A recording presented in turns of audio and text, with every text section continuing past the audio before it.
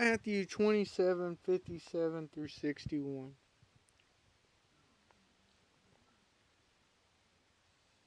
57 through 61. When evening had come, a rich man from Arimathea, named Joseph of Arimathea, who himself was also Jesus' disciple, came.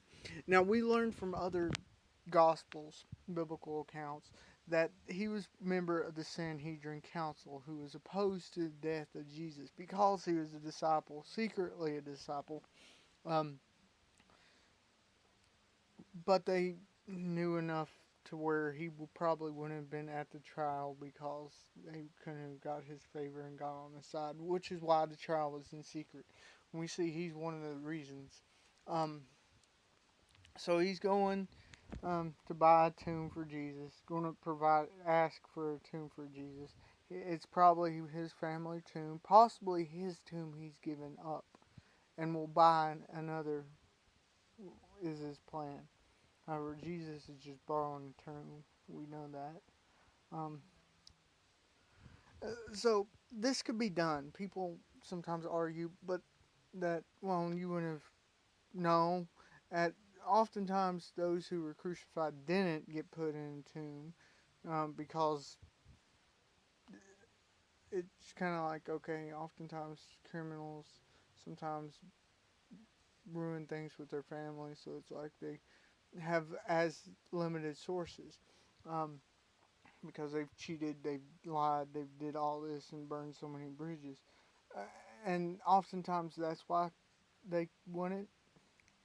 Um, if they were thieves, the money they stole had to be given back. So oftentimes, because they spent some of it, they could have been in debt, so they couldn't afford it.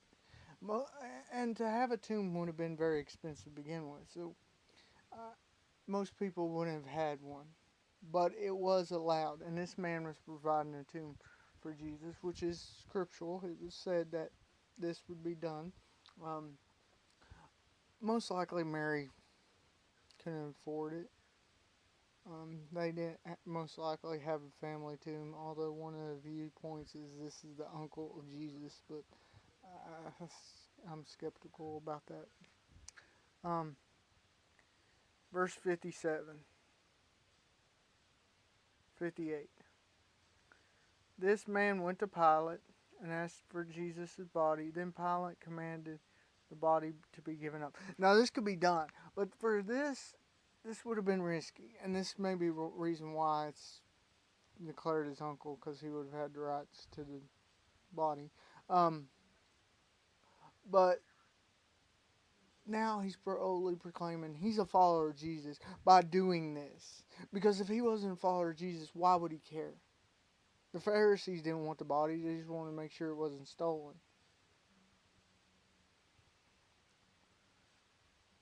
And it's assumed, in the way we see it in Scripture, that he went to do this right away, maybe before even Jesus died, because the Pharisees then later asked for guards in the tomb so nobody steals the body. Um, so he went before the Pharisees got a chance, or either that or the Pharisees reacted because there was a tomb.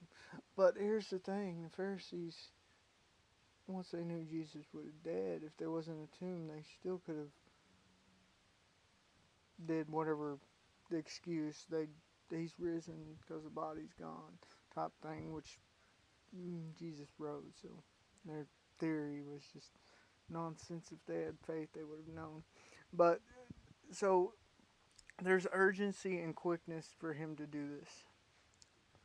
Um, so he goes before Pilate, which means he has some type of power, possibly higher up in Jewish Sanhedrin than just being on it.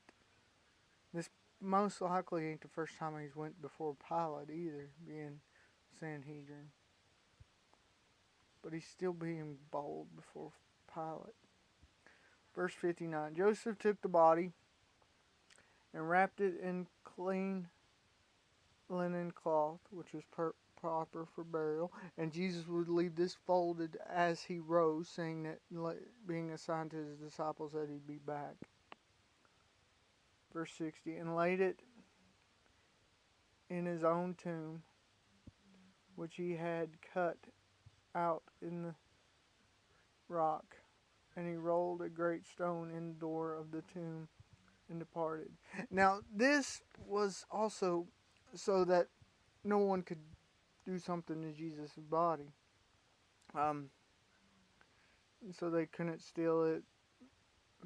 So the rock was typically rolled in front of the tomb to prevent grave robbers. But at this point, it's like, okay, the Pharisees gonna mess with him, so there would have been some concern about what the Pharisees would have did to Jesus' body. I believe, because they're so against him that, there's no plans to steal Jesus' body. The disciples were in hiding, and then most of them think let's just lay the great teacher to rest type thing. I believe is what Joseph's thinking here. As do the rest of them that are with him. But the Pharisees are the only ones scared of him stealing the body. And their plan is to guard it. But, the Pharisees were kind of crazy at this point about Jesus.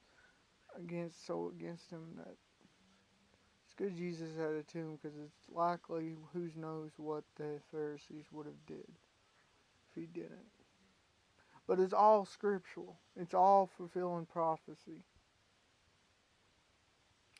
The best way for us to lay to rest isn't in fine linen in a tomb, but lay to rest in faith with Jesus. Come to faith in him before we lay down and die. That's most important.